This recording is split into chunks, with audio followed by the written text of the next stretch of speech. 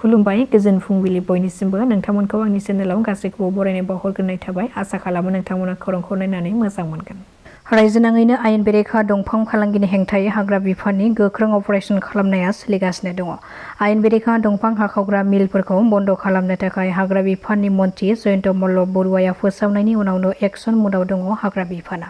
मख'नो गोनांदि बे साननैसोनि गेजेरावनो हाग्रा बिफाना संदाननानै माखासे आयेन बेरेखा दंफां हाखावग्रा मिलफोरखौ हमनो हादों।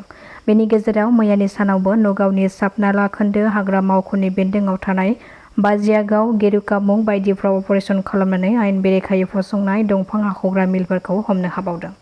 बेराफारसेथिं रङियानि हाग्रा बिफानाबो रङियानि बायदि ओनसोलफ्राव सिग्रोमनानै दंफां हाखावग्रा मिलफोरजों लोगोसे बायदिसिना मुवा बेसादफोरखौ बोखांनो हादों।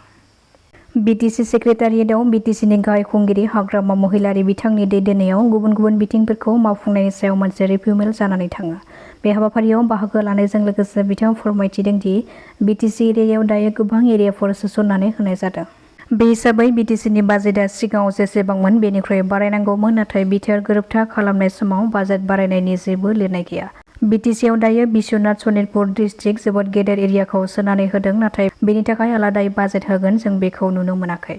बिटिसिआ सिगांनि एरिया आरो सिगांनि बाजेटखौ लानानैनो दाबो बेखिनि बाजेटखौनो होगोन। बिथांमोना गोरोबथा खालामनाय समावनो बेनि सायावबो सावरायनो नांगौमोन, नाथाय दायो एरियाखौल' सोसननानै बेनि बाजेटखौ लानाय जायाखै। जायनि जाउनाव दायो बिटिसि सोरखारा गोसो दङब्लाबो नांगौ बादियै खामानि मावनो हानाया गोब्राब जागोन। बिथांमोना दायो जोंखौसो बिटिसि सोरखारा जेबो मावाखै होननानै दाय जाबसिननो नागिरो होननानै गोख्रों रावजों सोंखारिदों हाग्रामा महिलारि बिथाङा।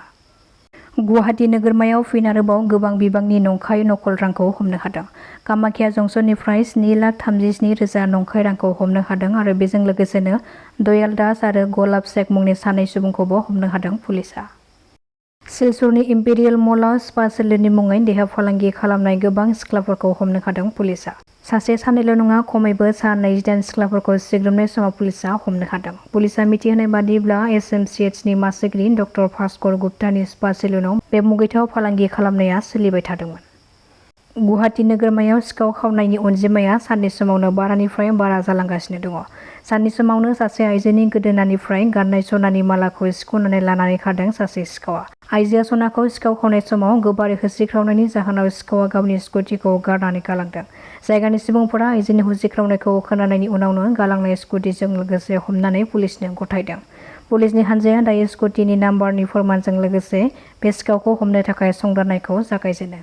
बहुत डिपार्टमेन्टत पोस्ट खाली আছে, আমি ডিপার্টমেন্টৰ পৰা খুঁজি আছে। এতিয়া CSP ইন্টাৰভিউ দিব।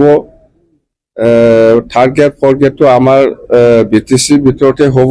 বিটিচি এৰিয়া কিমান বা স্কোয়াৰ ফিট বঢ়াই দিছে, এইফালে বিশ্বনাথ শোণিতপুৰলৈকে, এইফালে দৰং, এইফালে নলবাৰী, এইবিলাক এৰিয়া বহুত পপুলেশ্যন আমাৰ বিটিচিত সোমাই দিছে।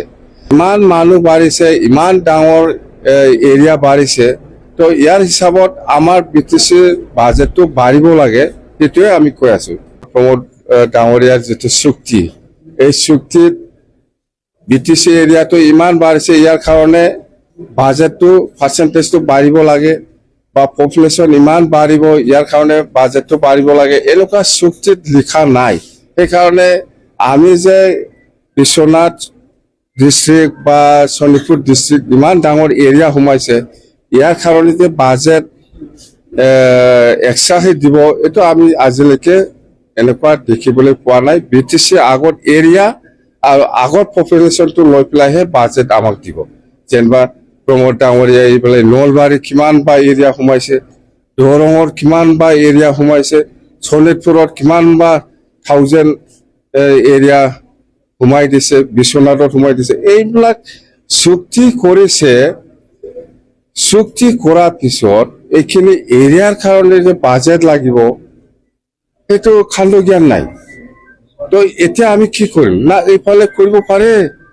এই অঞ্চলৰ মানুহবিলাকে এনেকুৱা হৈ আছে, এতিয়া গভৰ্ণমেণ্ট অফ আছামৰ পৰাও একো নাপায়, আমিও বিটিচি দিব ইচ্ছা কৰিলেও দিব নোৱাৰে।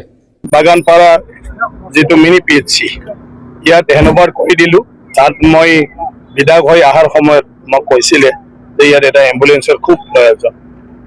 ঠিক সেইমতে মই CSR ফাণ্ডৰ পৰা NRLৰ মানে কিবাটো পাইছিলোঁ, আমাৰ মেনেজাৰটো। গতিকে তেখেতক অনুৰোধ কৰিছিলোঁ আৰু আমাৰ সহায় কৰিছিলে আমাৰ গোলাঘাটৰ MLA ডাঙৰীয়া তেখেতক মোক মানে সেইটো সহায় কৰি দিলে আৰু সেই হিচাপে তেখেতসকলে আজি আমাক মানে NRL ৰ পৰা এই এম্বুলেন্সটো দি দিলে গতিকে আজিৰ পৰা ইয়াত মই ভাবোঁ ইমাৰ্জেঞ্চি কিবা কেছ থাকিলে সেই এম্বুলেন্সৰ জৰিয়তে আমাৰ পেচেণ্টখিনিক নলবাৰী বা গুৱাহাটীলৈকে পঠোৱাত সহজ হৈ যাব